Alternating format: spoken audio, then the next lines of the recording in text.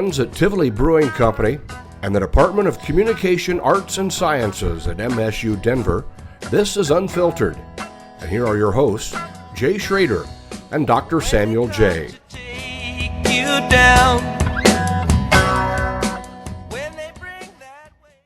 Great. Have you done one of these before? Podcast? Yeah. Yeah. I actually used to host a radio show here in Greeley. Really? On an AM radio station. Cool. It was myself, our welder, who is deeply involved in the beer industry. He does all the welding for Left Hand and Great Divide. Nice. And then the actual host for the show is the GM for the radio station, and he knew nothing about beer other than he liked drinking beer, and it was just some stuff I like, some stuff I don't. So it was actually kind of a funny little radio show. But do you still do it?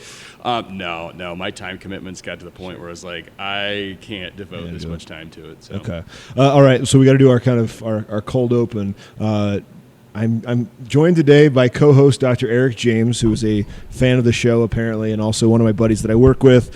And we are up in Greeley today at Wiley Roots. If you haven't been up here, highly suggest it. Kyle, I'm going to let you give the address for where we are, because we try to make sure that people know where to go. Sure. We are a little off the beaten path, if you will, on the quote-unquote wrong side of the tracks. Okay. We're at 625 3rd Street, Unit D as in dog, in Greeley, Colorado. All right. And you can you introduce yourself and your title, my good man? Yeah. My name is Kyle Carbaugh. I am the doer of things and general head janitor around Wiley Roots. Okay. My wife and I started the business back in 2013, and at the time I headed up all the brewing. I was the only brewer, and we've grown to the point now where I've got a production lead as well as a brew house lead, and I find myself doing more paperwork pushing and putting out of fires than You're than Mr. the Manager actual now. brewing at this point, which is weird. So do you do any brewing? Are you back? So this is our barrel room, obviously. Yeah, so we got the barrel room here, and then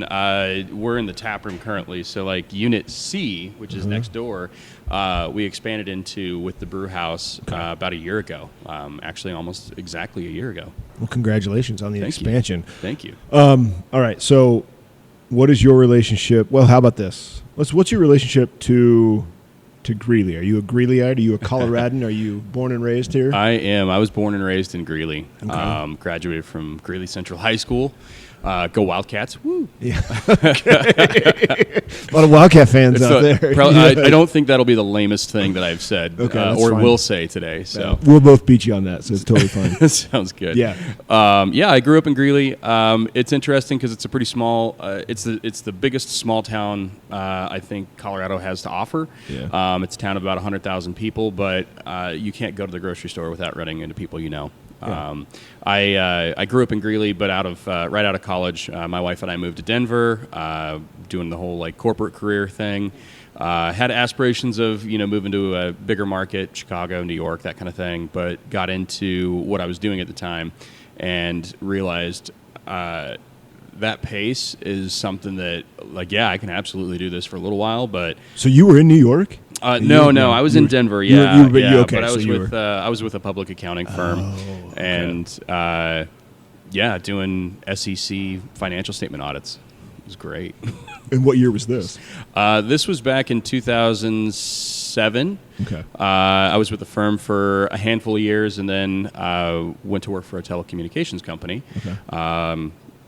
They're now part of CenturyLink, so they're part of the massive conglomerate that is, and it was interesting work, but again, it just wasn't something that I could find passion in for a 35-year career or whatever.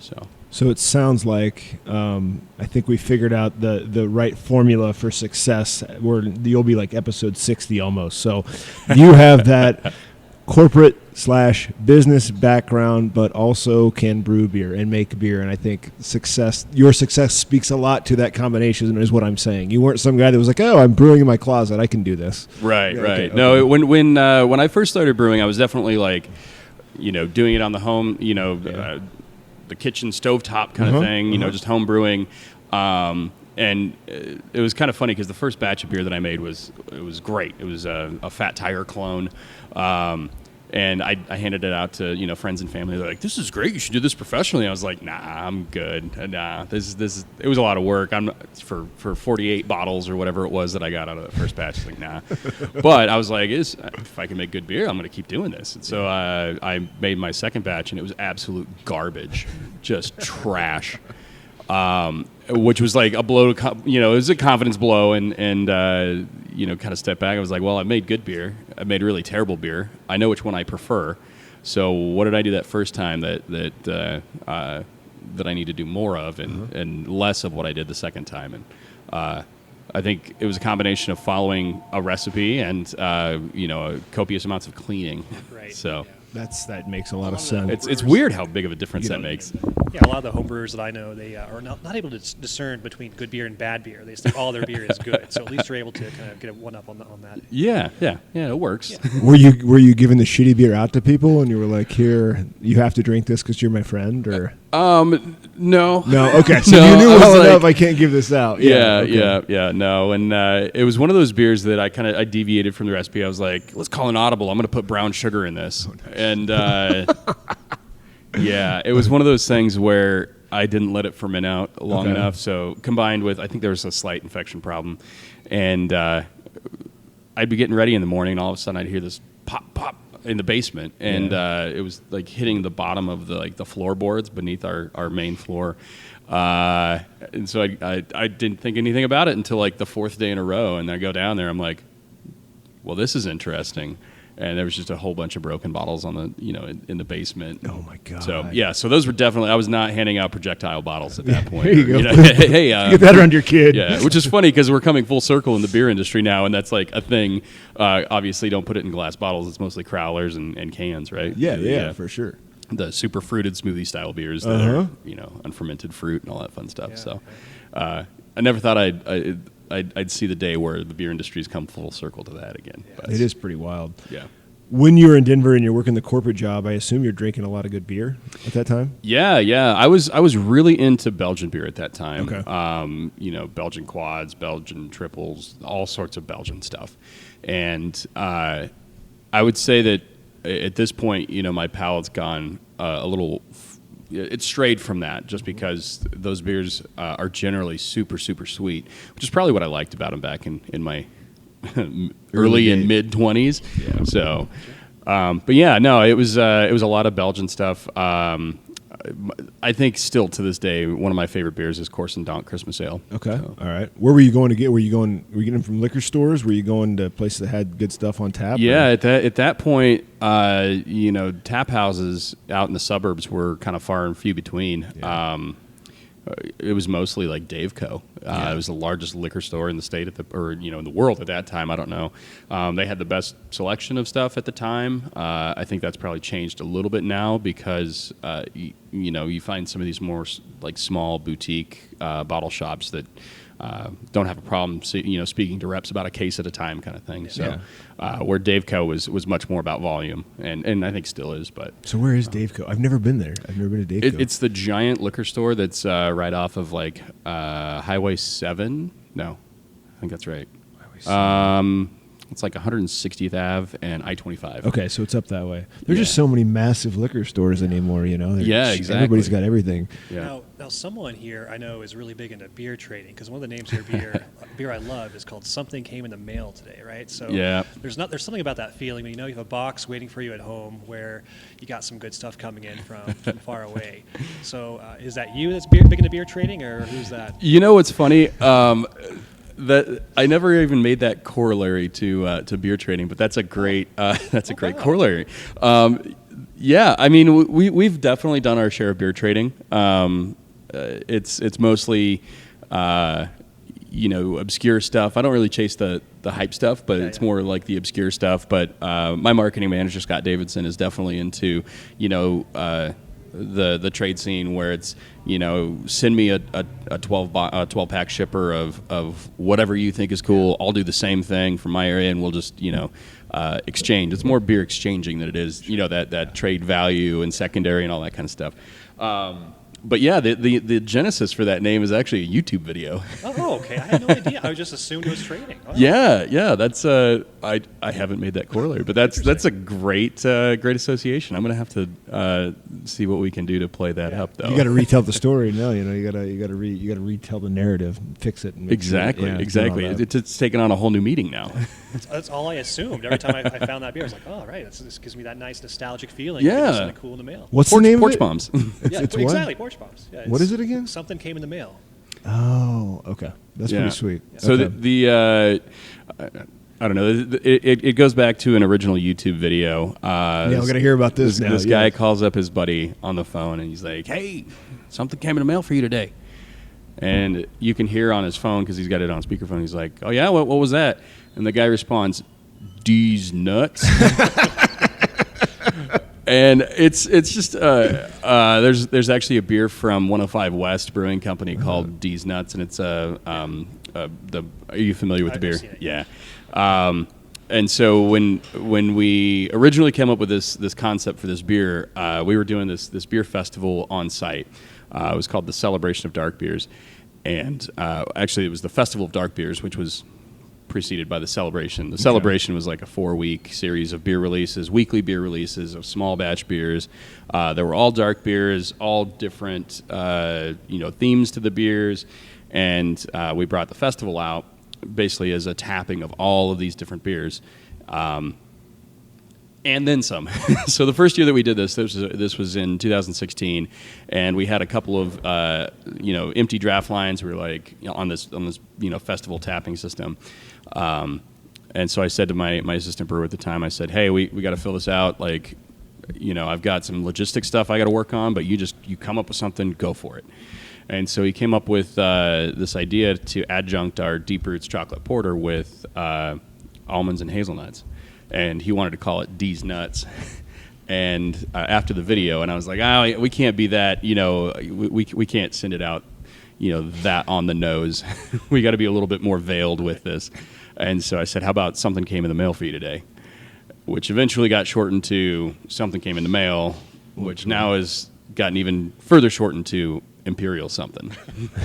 I dig that. That's pretty good. Yeah. Okay, I get the kind of campiness of it all. That makes total sense. I mean, it fits with the industry, to kind of have a lot of inside jokes and all of this stuff. Well, you have to be veiled because I guess so many people come after you if you're using their names, right? You got to be careful. Exactly, and a lot of I wouldn't say that there's a certain brand of brewer humor, but there's absolutely a certain brand of brewer humor.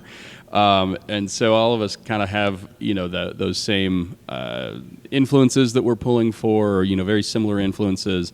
And to come up with something, that's original and unique, and like you said, you're not going to get a letter from another brewer or another company for, it gets a little challenging, so you have to be somewhat veiled in it. Yeah, those cease and desist letters. We've had the guys from Call to Arms on a time or two, and they get about one of those a week. I think they do a lot of shopping for C&D. Exactly. Yeah, they do. They really do. They keep them up and framed in their office in the back. So yeah, it's definitely a pride for them. So I got to ask before we get too deep, what was the beer that changed everything for you? What was the craft beer that got you, even at the age of 16 or 18 or whatever, that really... Sure. I blame my parents for this one. Okay. But as we all should. Yeah, they're always around here. They're usually, swinging hammers or helping out on the canning line or whatever. Okay. They're gluttons for punishment. So, but growing up, a lot of people grew up with, if they were in a beer drinking family, that family was...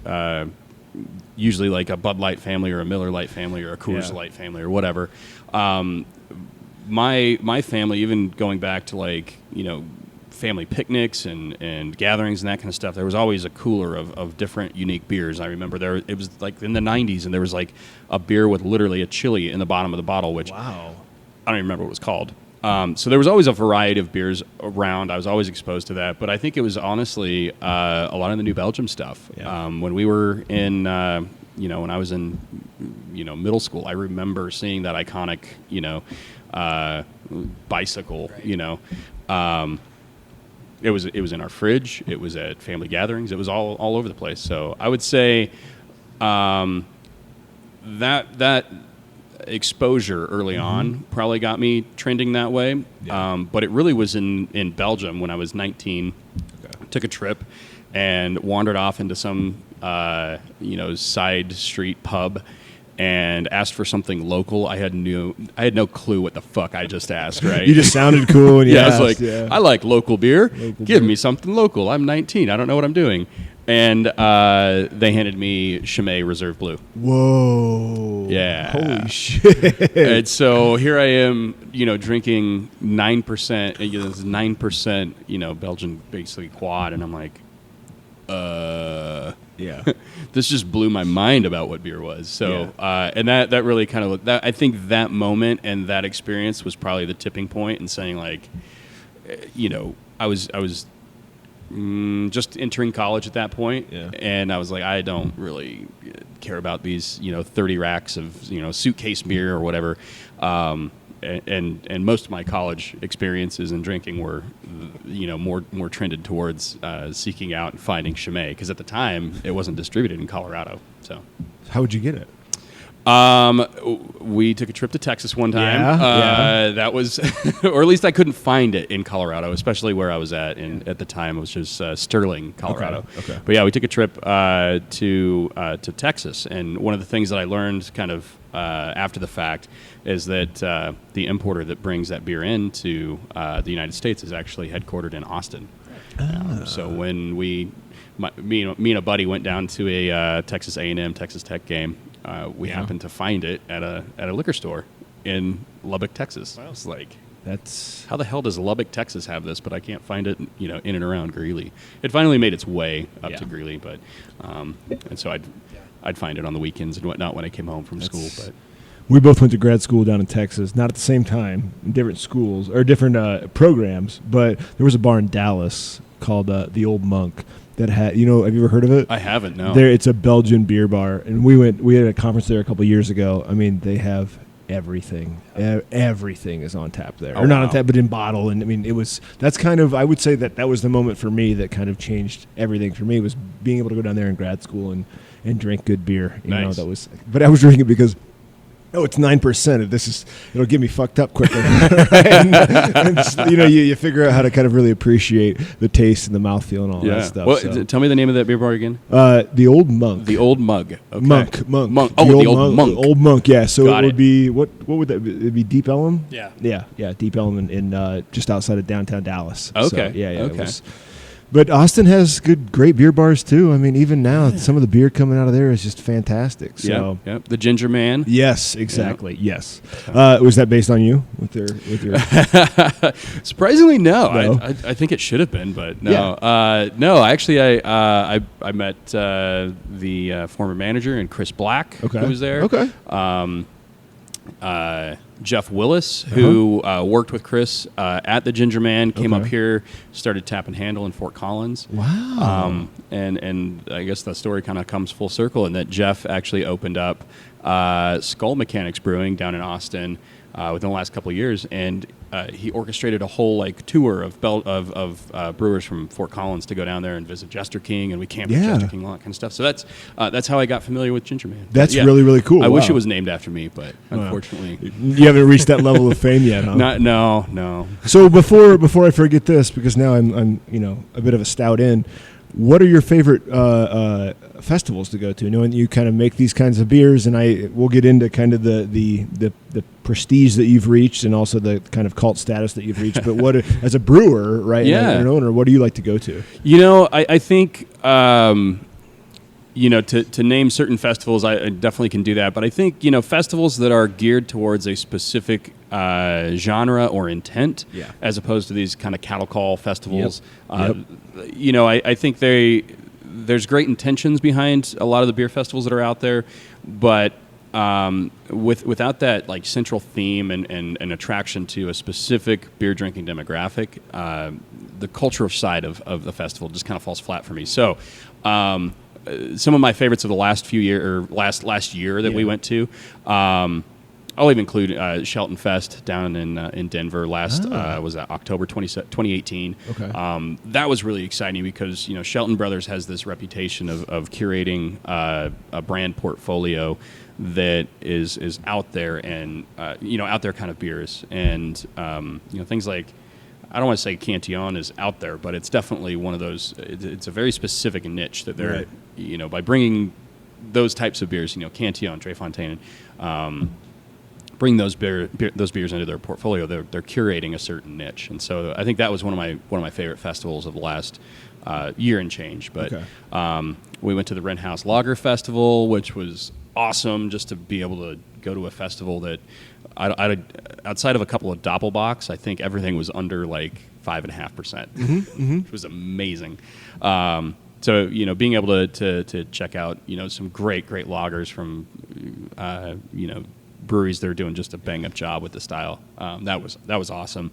I got to give my buddies down the street at Weldworks a shout out. They're the Weldworks Invitational that they curate every year is just they're killing it. They're absolutely killing that festival and doing exactly what they're set out to do. You mentioned beer trading. That's some of the breweries that are invited to that festival. They're definitely on that trade scene, intentionally or otherwise.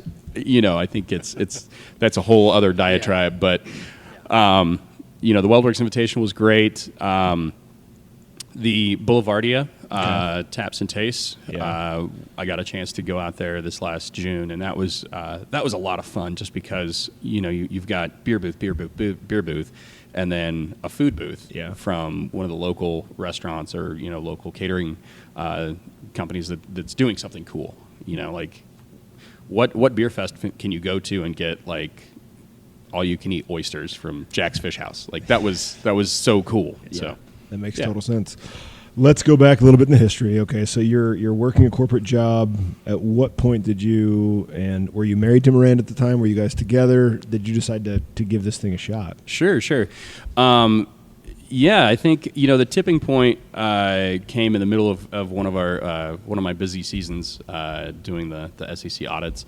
I'd been crazy seasons, like March Madness. Exactly. So some people like bull season. It's audit season, right? Audit season. Yeah. Okay. A lot of people, I say that I as a former CPA, and they're like, "Oh, so you do taxes?" I was like, "No, I didn't know. No, that's lawyer mixed with numbers, and I wasn't about that." Okay. But yeah, so doing the financial statement audits, I guess. I was sitting in an audit room one day and just started cruising Pro Brewer, and I found this ad for fermenters, and it was one of those it almost felt like a scratch in my brain or an itch in my brain that I couldn't quite scratch. And so I went home. I didn't mention anything about it to Miranda at the time, and just kept thinking fermenters for sale, stainless. And we went out to dinner one night. It was kind of funny. Being in busy season, you get home, you don't want to cook, you don't want to do anything. You've worked 60 hours from Monday to Friday. And I get home on Friday, and I've got to go into the office on Saturday. So we go out to Applebee's, just because we're living in the suburbs. And their beers are really good, usually. Generally, good offerings. At the time, it was corporate Applebee's. So we're sitting there in a booth, and I mentioned to Brandon, I said, this home brewing thing is it's a lot of fun. I'm really having a good time with it. I think I might want to do this thing professionally. And she's like, you should do it. I was like, all right. We had a little bit of money saved up at the time, and I was like, well. Here's the thing. So I found these fermenters on sale on Pro Brewer. This brewery out of Boulder is trying to get rid of them, and I think we should probably do this. And she's like, "How much are they?" I was like, $5,500. She's like, "Do it." I was like, "That's awesome." One. She's like, "What? How many are they selling?" I was like, 2 fermenters and a bright tank. She's like, "Buy everything." I was like, "Well, there's other things that I want to buy here." She's like, "Just buy everything." I was like, "Nah." So I ended up getting 2 fermenters, and this was from Upslope Brewing in Boulder. So that was kind of the tipping point. I think it was that conversation of her being that supportive and saying, you only live once, totally. Do this thing. If you're going to be passionate about it, and at the time she was like, this isn't my thing at all.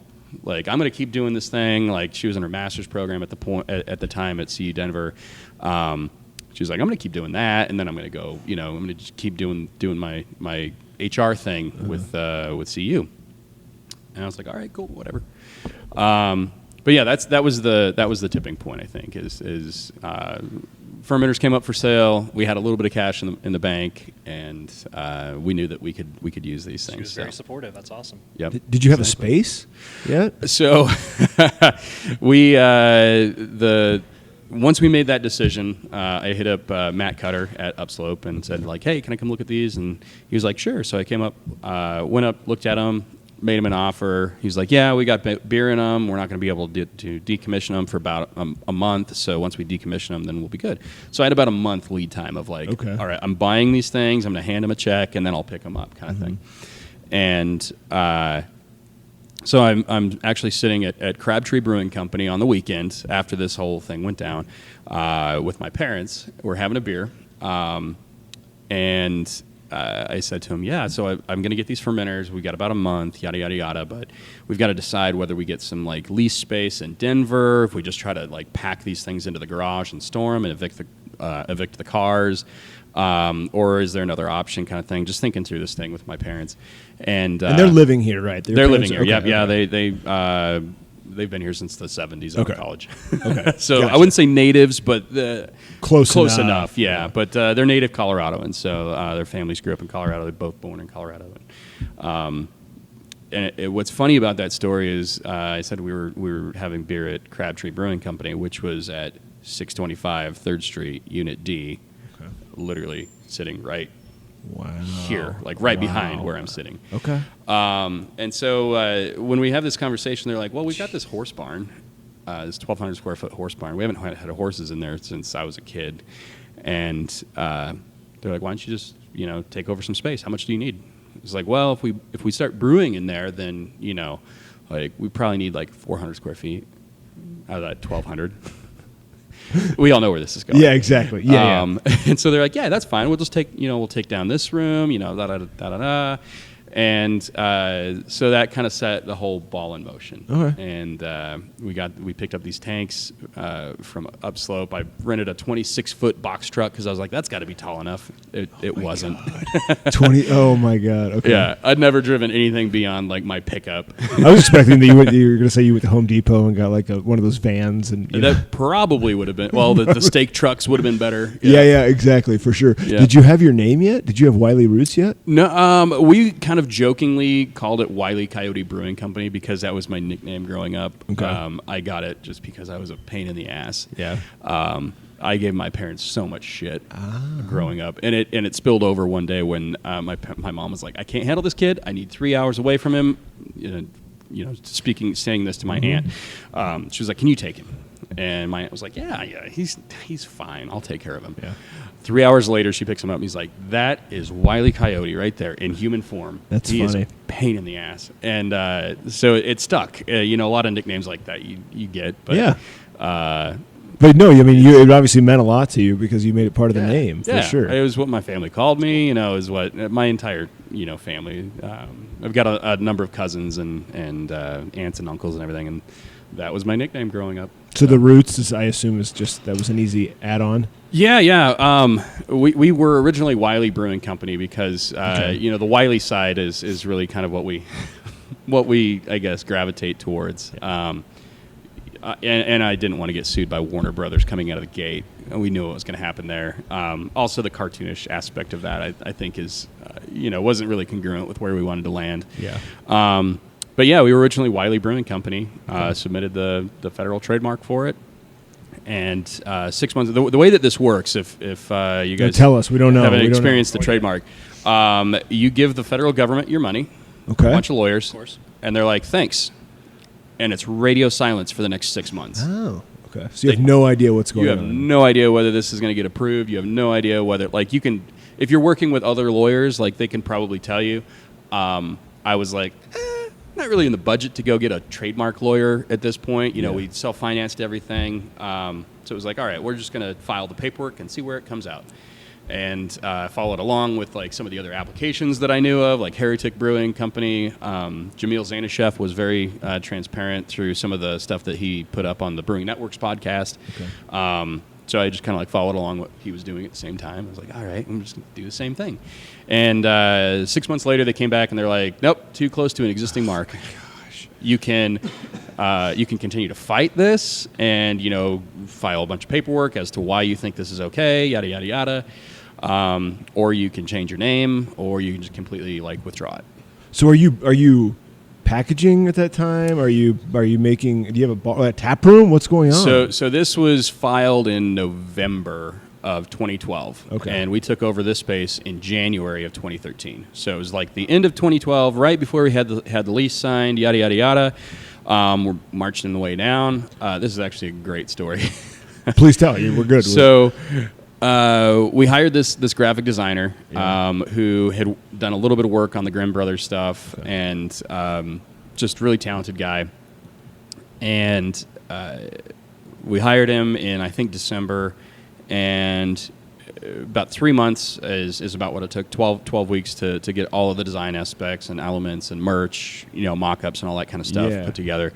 And the day that we high-fived, shook hands, agreed on all the design. He handed over all the files. I handed him the check, yada, yada, yada. We're meeting at Verboten Brewing in Loveland, and because he was up in Fort Collins, I'm still in Denver. Everything's good. Handed him the check. I get home, 7, 8 o'clock at night on a Friday, and there's an email waiting for me from the USPTO, the Patent and Trademark Office. And it's this email saying your mark is too close to this other mark, and names the other mark, and literally had just handed the check over to our graphic artist. So is it basically burning money? Okay, so continue. I'm cutting you off. I want to know. Open a brewery, they said. It'll be fun, they said. It's just burning money. So I ended up hitting up Evan and Evan Hua, who was our graphic artist or graphic designer. I'm like, so you'll never believe this. I thought we were done with this project. We had gone through several iterations through that process. And I was like, we got to change it. I don't know what we're going to change it to. I'll let you know in the next week kind of thing. Yeah. And so we're doing all of this build out at the same time. And it's just one of those things where you're like, all right, we're going to check that box. And then all of a sudden we have to erase that check mark and go back to the drawing board. So where Roots comes into play is, we had been living and working in Denver doing this corporate career thing. My dad was a teacher. My mom worked in IT at UNC. But both of them are, very kind of down home folks. They're very family oriented. And so this process of us moving back from Denver to Greeley was kind of this homecoming, if you will, of returning to this hometown, doing something different, kind of a return to our roots, if you will. And so that's kind of where it came from. Is Scott Davidson actually asked me 4 years after we landed on this, we've been in business, yada yada yada. He said, "What is a Wiley root?" And I actually had to think about it for a half a minute. And because we always thought of this name as it made a lot of sense to us, but how do we condense that and consolidate it into something that is conveys the message? And I guess we go back to a Wiley root is that sense of mischievousness that we're going to do what we're going to do, consequences be damned, and it's going to be uniquely us. I like that. You've done it pretty well so far. Do you have any questions yet? Are you good? I know we're going to jump into the next phase of the interview. My mouth's just watering looking at all these cans. I know, right? I know, for for talk sure. more about the interesting combinations you have with these beers in a little bit, but Sure. Go ahead. So, okay, you're back in Greeley. This was a different brewery. Is that what you basically said? This was. Yeah. So what did you do to it? So The tap room. Yeah. So we came in January 2013. Crabtree Brewing Company was here, and I think they had intentions of staying here and opening up or making this a production facility and then having their tap room on the other side of town. They had moved their tap room over to the other side of town about 6 months prior. Okay. And negotiations on their lease with the landlord basically fell through, and we found out about it from the distillery next door, Syntax, and basically they connected us. The people at Syntax connected us with the landlord, and it was about a 3-month process of trying to get this guy on the phone because he was a little interesting. He was very passionate about maybe half of the maintenance that was going on here and zero amount of interest in being a landlord. Really, really nice guy, great guy, but glad that he's now since handed over the property, sold the property to a different group of individuals who are definitely more interested in being landlords, which is probably a good thing in the long term. So, but yeah, when we first heard about this building coming up for lease, it was like, oh, this is going to be great. It's a brewery. We're going to just come in and be able to put our tanks in. I mean, this is going to be like a 2-week build out. This is going to be great. We just got to build a bar and put our shit. Easy to do, yeah. Yeah, and we get in here and it couldn't be further from the truth. We basically ended up having to tear everything down to bare walls, bare floors. There actually wasn't an extension of the sewer main into this side of the building. Shit. So we had to extend the sewer main, put in the lift station. It was a whole like complicated thing. It wasn't just taking over the space and plug and play, not at all. So it took us about 6 months to do the full build out initially, and then it's just been consistent, improvements and growing, the growing pains. Yeah, for sure. All that stuff. But yeah, so we ended up having to come in. Redid a whole bunch of stuff, put in all new lighting, put in all new plumbing. I think there was the heaters more or less original, and I think that's about it. Let's hope you don't have to replace that anytime soon, right? Yeah, right. Fingers crossed. That's on the landlord if it does. So. I was just thinking it looks so different right now from when I usually come in. It's just because no one's here. Usually there's just a ton of people, so totally different ambiance. But it's just not open yet. Let's not let the listeners know if it's not. This is not a dying brand. No, we are here early in the morning. You're still drinking, but early in the morning. Exactly. Yeah. We're on vacation. It's okay. So let's talk what's going on now, because again, he has told me so much about Wiley Roots. I've had your beer. I mean, I think what y'all have done for a relatively small brewery in Greeley, Colorado is pretty impressive. You kind of have achieved this cult status, right? From whether that be, Shawnee Adelson of the Brewers Guild, or whether it be the beer consumer, right? I think y'all are doing it right, and people recognize that. When did you know you were onto something? Oh, man. I think it's been this ebb and flow. I think when we very first opened up, there was a lot of excitement. I had a lot of excitement about it. The beer that we were making, I think, definitely spoke to what people's palates were in Greeley at the time. We opened up with a malty red, our Super 77 American wheat, Deep Roots chocolate porter, and a beer that we called Citrus Bomb White IPA. So it was back when white IPAs were a thing. Yeah. So those were our first 4 brews. Our 5th brew was Super 77 because people actually took to it and really liked it. At the time, we had 2 fermenters, so we were basically brewing about once a week and transferring once a week. So it was not a lot of volume at all. And that 5th batch of beer that we brewed went on to win a bronze medal at GABF. Okay. So that's kind of when we were like, whoa. I just thought I was a fucking hack at this. I was like, I'm passionate about it, but I'm not making that kind of beer at this point. And then all of a sudden that happened. And it was like, I mean, there's a mountain of beer out there at this point in 2013 that Kyle hasn't tried, and I entered the competition just to get feedback. And I was going to say, let's just see how this lands. Never expected to pull a medal. And it was, I don't know if this is still true or not, but at the time we were the youngest brewery to have won a medal at GABF. Awesome. Wow. Which was crazy. I see your medals up there. You have, is that 5 GABF medals? 4 GABF medals and a Mazer Cup medal. Awesome. Yep.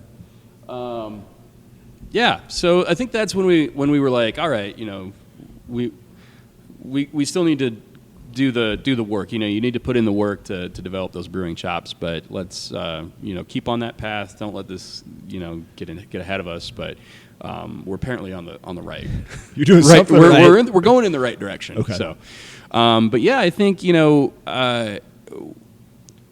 it's flattering that we're starting to get a lot of buzz and excitement, and there's a part of me that's like, no, this is just what we do. We just make, we try to make the best beer that we can, and hopefully it resonates with people. I think, some of the adventurousness that we're starting to embody over the last year and a half, I think that's definitely starting to resonate with more people as the word gets out. which is the exciting part for me. It's we get to continue that adventurous side. We just have a better mechanism, better vehicle to actually be able to tell people about it now. So who knew that marketing was a thing? I know. That's what I want to. I want to talk about brand there for a second. I honestly thought I was going to come up here and I was going to get the sense that Wiley Roots was a very obvious competitor to WeldWorks, right? Sure.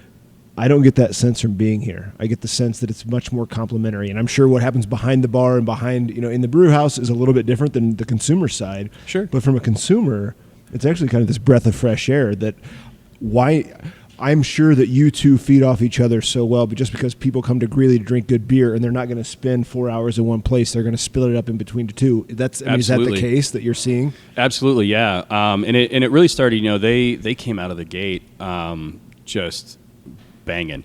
They're doing some great stuff over there. Even the fact that between Odd 13 and the guys like New Image and WeldWorks, they all kind of started this haze craze all at the same time back in, I think it was 16. And I remember having a conversation with Colin at WeldWorks. We were at an event, and he mentioned we've got some really great stuff coming up. We're going to be doing some stuff that's really reminiscent of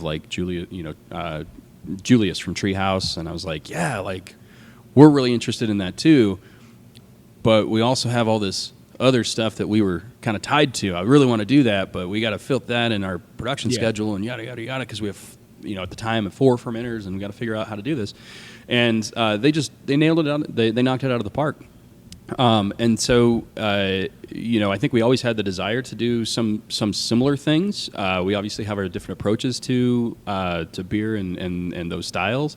But yeah, it ends up working out pretty complementary in the sense that, our goals and what our focus is on is very much beer and presenting it with a direct reflection of who Miranda and I are, and making sure that it's still kind of that tightly held, close-knit kind of feel when you come in. Not to say that WeldWorks is opposed to that. I think they just have a different model, and their distribution footprint and what they're going after is a little bit different. So, have you two? Would you say that you're the point now where you two have made Greeley a craft beer destination? I think in the 2019-2020 beer world, I would say yes, with an asterisk that it's cool to make it a destination. It's even cooler to continue making it a destination. Yeah. There's so many options in the beer world. There's going to only continue to become more options, and so the work that I'm focused on, and I know Neil and Colin are focused on this, is continuing to make sure that the flag that we put in Greeley, Colorado, stays standing in terms of quality beer, interesting takes, and fresh ideas in terms of maintaining or continuing to captivate the beer drinker. So I think you do that really well with not necessarily the flag, but the umbrella that you put in the slushies. So talk to us more about what that is. Where did that idea come from? I know right now you have is it a stout in the slushy machine? We do, yeah. It's a porter, yeah. The something frozen in the mail today. That's great. That's great. Yeah. So the slushy idea got hatched in 2017. We'd been making this beer called Blood Orange Goza, putting it in it was Carousel Blood Orange Goza. We had been making that for I don't know, a year and a half, 2 years. Finally got to the point where we could put it in bottles, and people just loved it, and we loved making it. It's a fun at the time. It was challenging beer for us to execute consistently, just because of our system and process and timing it. In terms of other brews that we needed to get through the brew house with the 4 fermenters that we had. It just all kind of got complicated, if you will. And in 2017, I said, "This is fun. I enjoy brewing Blood Orange Goza, but let's see if we can, riff off of this." And we ended up making, I think it was cherry lime Goza, and it was like, yeah, this is themed after the Sonic drinks. Let's just rip a page out of their menu and see what we can do. And I shouldn't say the Oonic name because I'm legally bound not to at this point. But reminiscent of. I don't know. Hopefully, the folks over at Crow and Dunleavy don't. Yeah, I'm not sure the big listeners find of the this podcast. path to the podcast. Yeah, for sure. Not to quelch your audience, but maybe just stay away from marketing it. To You those got guys. it. Yes, yeah. Deal. Yeah, Deal. all right. I won't run that Facebook ad against that group. Yeah, you got it. Yeah, just don't tag them on Facebook. Deal. But yeah, so we basically ripped a page out of the most iconic drive-in in the United States, and said like, look at all these flavors. Like these would be really cool to do as they're cool in that format. And we're big fans of that. Like we end up having it a lot of time in the summertime, or a number of days in the summertime. Let's see what we can do because this would be kind of just fun to translate this offering into beer, and so that's where it started. And we had like another couple of beers in the queue that we were going to release, and I honestly don't even remember which variants they were because we've done so many at this point. But yeah, we started saying like, all right, well, let's do this version, and this version, and this version, and we planned this release. And Scott came on board right about that time, and I was just sitting in the office one day. I was like, what if we actually made this like a frozen slush? Like, what if we did this? And I mentioned it to our taproom lead at the time, and I was like, should we do this? Like, should we just like get a frozen drink machine and bring it in and freeze it? And he was like, hell yes. I was like, all right, I got one person on board. I hadn't mentioned this to Miranda yet because she was, at this point, she's like, all right, you go mad genius, Do your whatever, thing, yeah. like scientist over here. I'll make sure that like at the end of the day, we're probably still going to make money off of all this. That's the ultimate goal, right? So then I mentioned it to Scott, and Scott was like, yes, absolutely, 100 times. And so it started with, all right, well, where do we get a slushing machine from? And so our taproom lead at the time had done a bunch of events for a country club over in Fort Collins. So he had all these connections, called somebody up. We had that solved. It was literally, I think, maybe 4 or 5 days before the release. Okay. And so we were able to crack that nut really quickly, bring a machine in. The machine that was brought in wasn't like one of those like party like frozen margarita machines that you see like on Amazon and stuff. This was like an industrial machine. It was like, all right, cool. You're and that in was it the now, yeah. only thing that saved us. Like if there were so many dominoes that had to tip in the right direction for that to actually become a thing, especially with us not knowing what the hell we were doing. It's actually looking back on it, like we always thought that this was just going to be like a gimmick or a thing to like promote the release and still like people would take cans and stuff, but it ended up being so much more than that, Cool.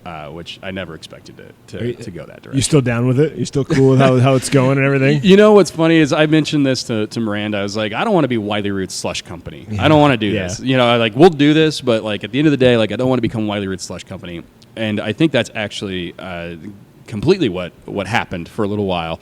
But it was definitely, we had to walk that line of like, let's keep doing the slush thing, but let's also introduce other brands that when people come in for the slush thing, they get exposed to more than just this brewery that's putting beer in a frozen drink machine. Yeah. You're not the gimmick brewery. This is just the introduction to something bigger. Exactly.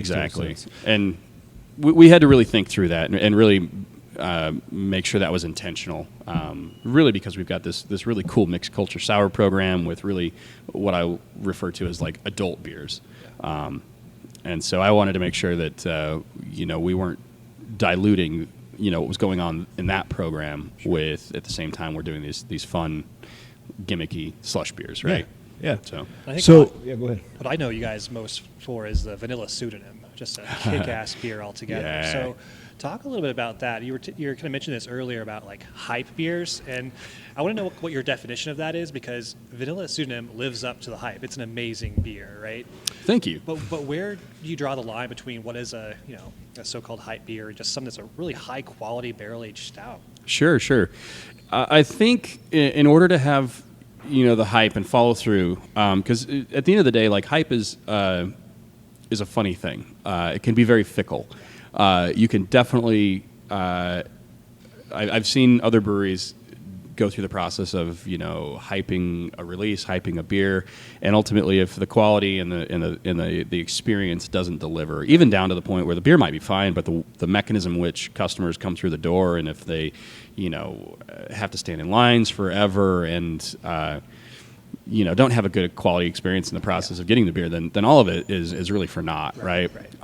So we tend to think of like a hype beer or something that's going to resonate with a specific culture, the line culture, the trading culture, all that kind of stuff. If it's going to align with that, we have to make sure that the quality of the beer delivers on it, but also the experience. Like, it can't just be this, well, we didn't have any limits and we ran out. We can't just like throw it up and not be intentional and pour over the details be with it. Responsible with that release. Exactly. So yeah, with Vanilla Pseudonym, it was the very first beer that I was like, I think this is gonna hit. First off, Law's barrels, they're not something where you can just go up to Law's and be like, so I'll take 200 of your choicest barrels, sir. Like, that doesn't work that way. You actually have to have a relationship with those guys, and we did that through going down, visiting, whiskey, doing. Oh my gosh, phenomenal what those guys are doing, and the fact that they were completely underground, operating under a pseudonym for as long as they had, not producing producing anything for market, and when they did launch, they launched with an actual aged grain to glass whiskey. I think that was something Pretty phenomenal. crazy. So we really wanted to have the beer crafted and created, and the quality that was on display for that. We really wanted to have that be hand in glove with what Laws does. So Awesome. It's great beer. thank you. So as we begin to kind of wrap this up, I want to ask you two things. You can take them in either order. Explain what's going on back here, right? I don't know if did I just miss that? Did I miss that? Well, you got to describe it in the podcast. Bro. Okay. Describe And we have a room of barrels. It is a barrel room, and it looks pretty technical back in there. It looks like you've figured out some. Yeah. There's some craziness. Okay, so you got there's some big barrels back there, and then also what's just the future of Wiley Roots in terms of expansion and in terms of distribution and all that. Sure. I'll tackle the second one second. Okay, First one first. So we got turned on to sour beers. I would say pretty early on. Before I even opened Wiley Roots, I was at a bottle share where somebody had brought Cantillon's Fufun, and I was like, "What in the hell is this? This is blowing my mind." And then I was like, I know that's out there, but in order to kind of go after that, I'm going to have to dive into the trade scene. So it's like, do I want to be a consumer or a producer? And so that's kind of what I was like, I'm going to put a pin in that and come back to that. Once I kind of got this brewer thing down, and I can actually go. To Belgium and actually try the quote unquote local beers, right? Research trip, Yeah. You got to go do it. Exactly. So that kind of stuck in the backside of my mind, and then we started brewing this Carousel Goza, and I was like, well, it's a sour beer, but it's obviously a very like entry level sour beer. It doesn't have a lot of funkiness, a lot of complexity. It is what it is, which is great for what it is. But it was this, like, again, an itch that I was like, I got to scratch this, and we got to try this. And so it started out as a 4-barrel program back in 2015. There were 4 barrels. Were they here or were they over there? They were here. Okay. They were relegated to this corner. Okay, there are not 4 barrels now, folks, listeners out there. How many do you have back there now? There's about 160. Holy shit. Yeah, and we were filling it 4 at a time. Whoa. Oh my God. Okay. Yeah. Okay. A lot of work went into that program. So, but it started as 4 barrels back in 2015. In early 2016, Jeff Willis, who I mentioned earlier, used to work at Ginger Man, opened up Tap and Handle. Now owns Skull Mechanics down in Austin. He orchestrated this trip of brewers out of Fort Collins, so like Dave Rosso from Snowbank. Peter Buchart from New Belgium, his wife Freezy, myself, a bunch of other people were invited, but it was kind of one of those things that happens in the dead of January. A camping trip to Texas in the middle of January. I was like, I don't know what's going on here. Didn't have a lot of details either. Exactly, but, myself, my dad, and my assistant brewer at the time packed up into our delivery van which, if you've ever seen a delivery van, holds 2 seats, and there were 3 people. So, of course, we take the Barco Lounger from the office and put it in the back of the delivery van, load it up, and drive to Texas. And, at this point, marijuana becomes legalized in Colorado, not legal in Texas, white, unmarked delivery van with Colorado plates. We didn't. Are they ripping that chair open? Yeah, exactly. We didn't get stopped, but it was this thought in the back of our mind, like, whoever's behind the wheel, just keep it straight. Just keep it straight. So we go down to this camping trip. I have Jeff's number and a city, and that's he tells me, "Here's my number. Call me when you get to Austin." As if Austin is some small town. Yeah, exactly. So I call him. He's like, all right, we're at this Banger Sausage House. I was like, all right, cool. He's like, Peter's here. Zach and Laura from 1933 are here, yada, yada, yada. I was like, all right. So we walk in, and sure as shit, I thought he was, if Jeff listens to this, Jeff, I apologize, but I thought you were full of shit the entire time. He's like, yeah, we're going to camp at Jester King. I know Jeff. I was like, okay, well, this will be interesting. If nothing else, we get a short, road trip and vacation. And a good story. And a good story out of the deal. So, but no, everything played out exactly like Jeff said. We ended up camping at Jester King. We're there during cool ship season, so we get to see them fill the cool ship. First time I'd ever seen a cool ship filled. Okay. First mixed culture barrel program that I'd actually gotten to talk to somebody about. It was one of these trips that just laid the foundation for something really, really special. We actually had I had a handshake agreement with another brewer out of Fort Collins leaving for this trip to buy their canning line. And at this time we have 4 fermenters, right? And we're doing all these relatively pedestrian beers, things like Super 77 and Deep Roots and yada, yada, yada. And we're packaging them. Super 77 was getting packaged in 6-pack, 12-ounce bottles by hand. It was terrible. Jeez, so this is the track that we're on, right? So we're going on this track. I have an agreement to buy a canning line, and we go down to Austin, get exposed to what Jester King was doing with their barrel program through Jeff Willis, and I come back, make the phone call. Hey man, I gotta renege on that offer. Like I'm not gonna buy that canning line. We're actually gonna be building out a barrel program. So it would have gone in there. The canning line would have been in there. Canning line would have been in there. Yeah. So yeah, we started out with 25 barrels, and it just has continued to grow from there. And our sour releases have become a little bit further and few between, just because we want to make sure that we're making sure that the barrels are actually getting the time that they need, that the quality is there. Sour beer is one of those things where it can taste incredible on your tasting date, and then you come back to it to actually move it, when you have time in the production schedule, and you're like, damn it, we missed the window. So it's one of those things that we've got a lot of barrels, but we've also got a lot of lessons in that room. So, so that's what's going on back there. It's our mixed culture sour program. Started in 2016, started with 4 barrels and a trip to Jester King, and has grown to where it is now. So you're obviously a good dude if those folks are asking you, this guy who has not been running a brewery for 15 years, to go on that trip. Like, you must be able to jive with these guys pretty well. We try to be agreeable. That's pretty awesome. I think there's a lot of, I don't know, one of the things that myself and my marketing manager joke about, and Miranda gets irritated about it because we know we're joking, but I think there's very, very little room for ego in the brewing industry. At the end of the day, we're just janitors, and we're making sugar water, and I don't want to completely downplay it, but at the end of the day, like, beer is intended to be enjoyed.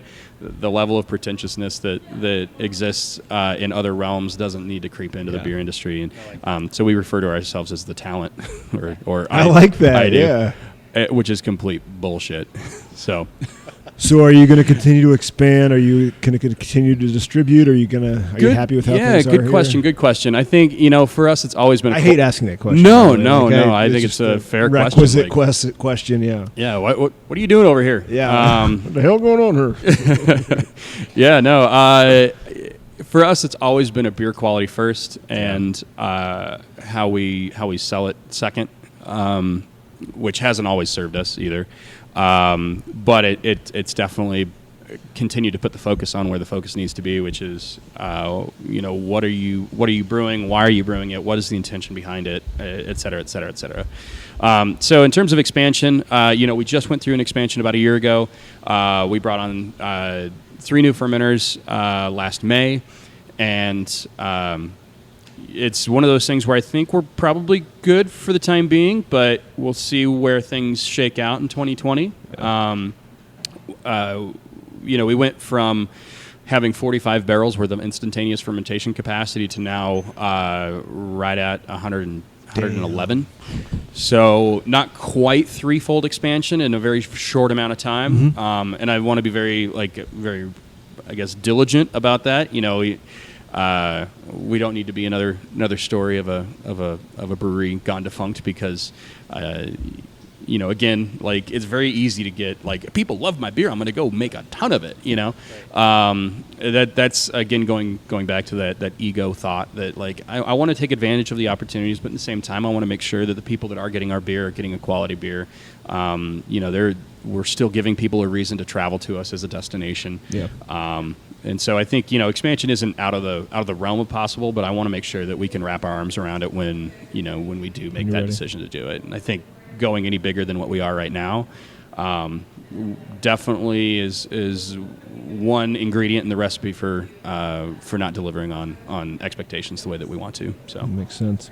Do you have questions that we didn't get to? Just comments, love all your beers. Looking at the menu here, some really interesting titles here. So I just had the Coffee Combos Maple Glazed Donut Imperial White Stout. Very interesting, really good. Sam, which one did you have on there? I got the certified sugar cookie. Yeah, that's what I got. Yeah, right. Nice. Is that right? Yeah. Certified sugar cookie. Yeah, delicious, by the way. Sugary pastry stouts. What kind of my last question for you here is, what inspires those combinations? Yeah, I think we definitely take notes off of the culinary world in terms of like thinking through flavor profiles and what makes a great beer in terms of a pastry stout. Because one of the things that I guess a lot of brewers think through is just sweet, and I think there should be a lot of different levels to that. There should be savory. There should be a balance between bitter and sweet, and in terms of adjunct choice, like the combinations. It should still taste like beer, but it also making something that's just straight up one dimensional. And that's I say that at the same time we have just straight up cinnamon postcards imperial something, which is just it's an imperial porter with cinnamon. But the intention with this was to have it be released as part of a series where you can make your own blends. Oh, nice. So one of my favorites is the cinnamon with I'm blanking, the vanilla, cinnamon and vanilla. That's a great combo, and I think it's an interesting blend.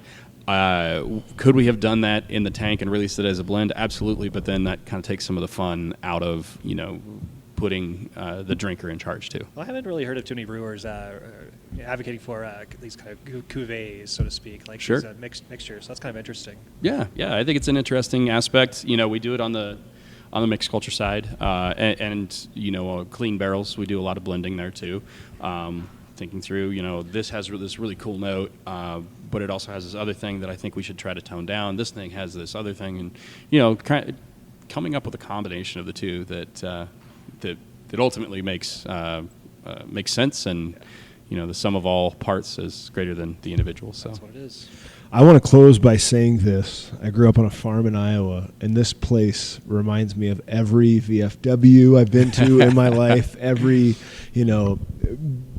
concrete cinder block shed next to a big machine shed. So I've seen a lot of beer and consumed a lot of beer in places like this. So cheers. Thank you very much, Cheers. Kyle. Thank you, Eric, James, for joining the show. And everybody, make sure you get up to Greeley because a lot of you have heard of WeldWorks, but this place is making beer that is just as good, if not better. So thanks so much, you. Kyle. Appreciate it, man.